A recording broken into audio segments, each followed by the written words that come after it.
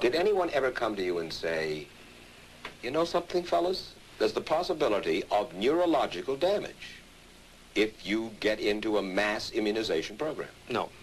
No one ever did? No. Do you know Michael Hatwick? Yes. Mm-hmm. Dr. Michael Hatwick directed the surveillance team for the swine flu program at the CDC. His job was to find out what possible complications could arise from taking the shot and to report his findings to those in charge. Did you know ahead of time, Dr. Hatwick, that there had been case reports of neurological disorders, neurological illness, apparently associated with the injection of influenza vaccine? Absolutely. You did? Yes. How'd you know that? By review of the literature. So you told your superiors, the men in charge of the swine flu immunization program, about the possibility of neurological disorders? Absolutely. What would you say if I told you that your superiors say that you never told them about the possibility of neurological complications? That's nonsense. I can't believe that they would say that they did not know that there were neurological illnesses associated with influenza vaccination. That simply is not true. We did know that. I've said that Dr. Hatwick had never told me of his feelings on this subject. Then he's lying. I guess you would have to make that assumption. Then why does this report from your own agency, dated July 1976, list neurological complications as a possibility? I think the consensus of the scientific community was that the evidence relating neurologic disorders to influenza immunization was such that they did not feel that this association was a real one. You didn't feel it was necessary to tell the people that information? I think that over the years we have tried to inform the American people as fully as possible. As part of informing Americans about the swine flu threat, Dr. Sensor's CDC also helped create the advertising to get the public to take the shot. Let me read to you from one of your own agency's memos planning the campaign to urge Americans to take the shot. The swine flu vaccine has been taken by many important persons, he wrote.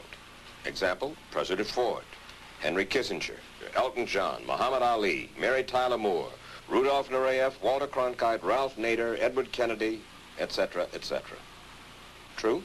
I'm not familiar with that particular piece of paper, but I do know that at least of that group, President Ford did take the vaccination. Did you talk to these people beforehand to find out if they planned to take the shot? I did not know. Did anybody? I do not know. Did you get permission to use their names in your campaign? I do not know. Mary, did you take a swine flu shot?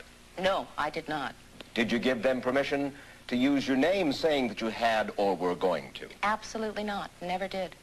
Did you ask your own doctor about taking the swine flu shot? Yes, and at the time he thought it might be a good idea.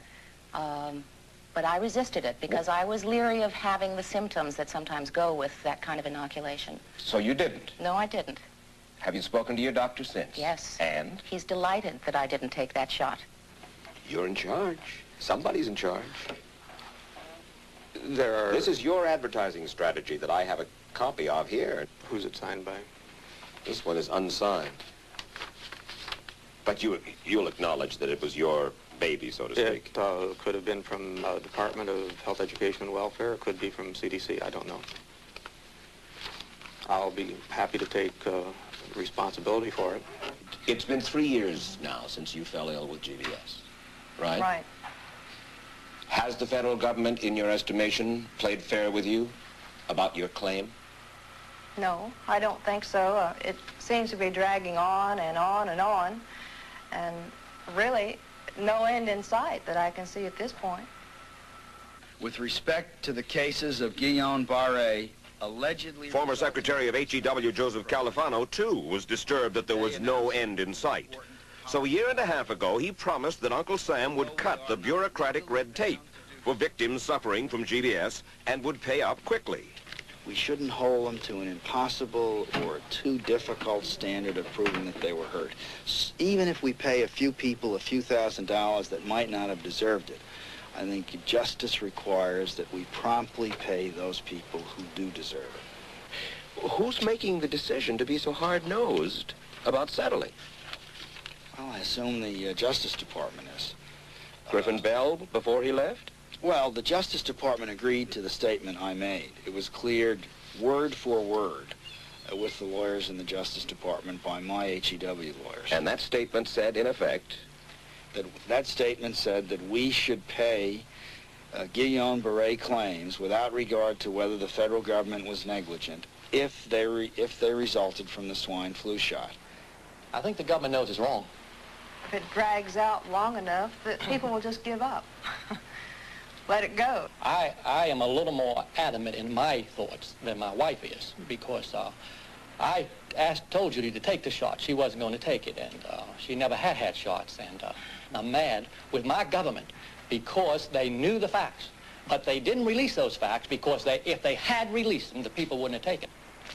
And they can come out tomorrow and tell me there's going to be an epidemic, and they can drop off like flies next to me. I will not take another shot that my government tells me to take. Meantime, Judy Roberts and some 4,000 others like her are still waiting for their day in court.